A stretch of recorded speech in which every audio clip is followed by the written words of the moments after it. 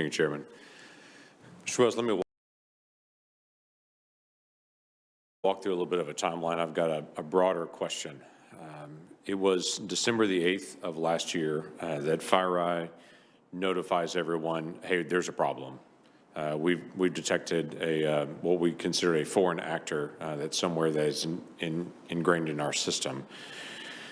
A few days later, on December the 13th, FireEye announced that it was compromised through SolarWinds through the Orion platform. And then it starts this chain of looking at who has SolarWinds, who has used the Orion platform, what does that look like, and it suddenly gets announced. A lot of federal entities have that, a lot of private entities have that, and it changed down from there. My question is, had FireEye not found this December the 8th, would it still be operational today? I don't know that we're capable of answering that question fully. There may be other ways in which either the public or the private sector could have identified that activity. But I've said before that our private sector cybersecurity capability in this country is a true asset, one that helps the overall security of our country every day. And we are lucky to have firms like FireEye and the other cybersecurity firms out there who are looking for vulnerabilities, looking for potential compromises, making the government aware to ensure that we can get ahead of it. And I will just add one change to your timeline, which is FireEye notified us of potential compromises earlier than December 8th, so that we could begin to understand what happened, begin to look at our own networks, and we are really appreciative of the partnership that we have with FireEye and other players. So the challenge is the vulnerability here. As we walk through this, because had FireEye not found this and said this is in our system, we've experienced an attack on it, and then start trying to figure out where it came from and realizing that it could be in a lot of other places that they had it, it was in other places as well.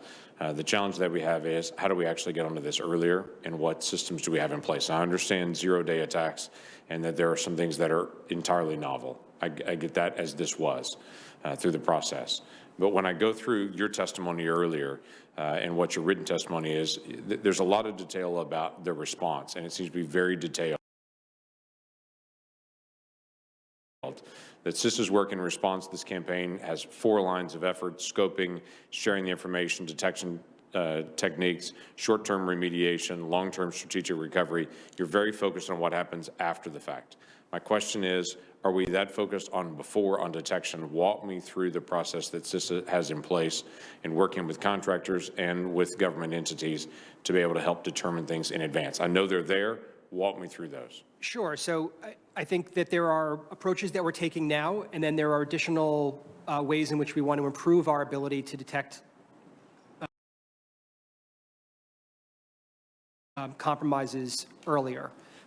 So right now, the federal government, as you know, deploys technology on the perimeter of the federal enterprise, looking for signatures of known malicious activity.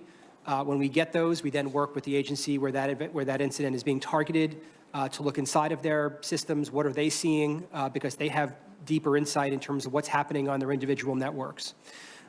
In the future, as I've talked about previously, we need to move deeper into networks. So an event like SolarWinds, you're never going to detect at the perimeter. You're never going to detect at the edge. Right. You need to be looking on individual hosts, on individual servers and workstations for when those start to behave in anomalous fashions. So should your SolarWinds device all of a sudden start talking on an encrypted channel with the server outside of your network that it's never spoken to before and probably shouldn't, that could get alerted more quickly. And so as Senator Hassan mentioned, the deployment of things like endpoint detection and response tools on those critical devices inside of networks will give both the agencies and CISA deeper insight into what's happening there and be able to alert and cue us more quickly to incidents like this. Again, there's no silver bullet, but we believe that additional layers of visibility, additional improvements in network segmentation, additional improvements in how networks are architected and configured continues to drive adversaries to more complicated and sophisticated attacks, reduces the likelihood that they are successful, and increases the likelihood that we will detect them more quickly. So which agencies are leading in that effort right now? Because obviously any agency could already do that. Sure, and most agencies have begun to deploy things like endpoint detection tools on their network. What we are using is the additional money provided through the American Rescue Plan Act to really expand that more quickly to more agencies. And again, partly this is a funding issue, and then partly this is how do you take that information that's coming from these new tools and sensors, and how do you integrate it into improved visibility and action inside of agencies and with CISA. And so that is the work that we are undertaking today. So individual contractors and certification of those contractors, of what they have to achieve, and then accountability for those contractors when they fail to achieve those. Yeah, so there's a lot of work that we need to do in the supply chain realm. The government is actively working on a cyber executive order that will begin to address some of that.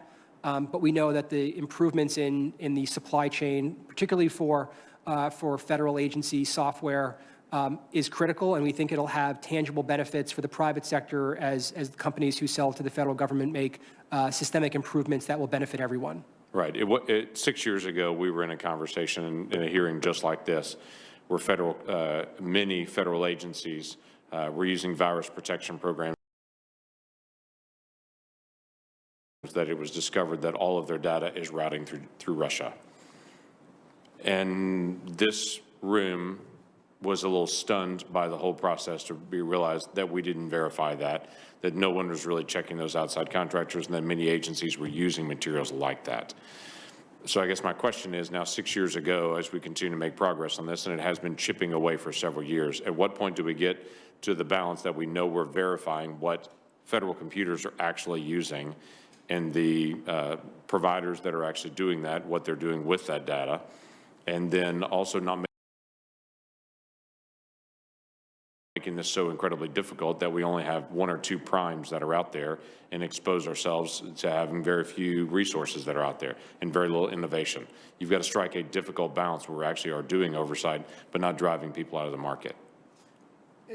Yes, and there has been significant improvement in both agencies and across the government looking at supply chain risk management in a more thorough way. And Congress has also provided a number of tools for us, like the Federal Acquisition Security Council, where DHS, DOD, and the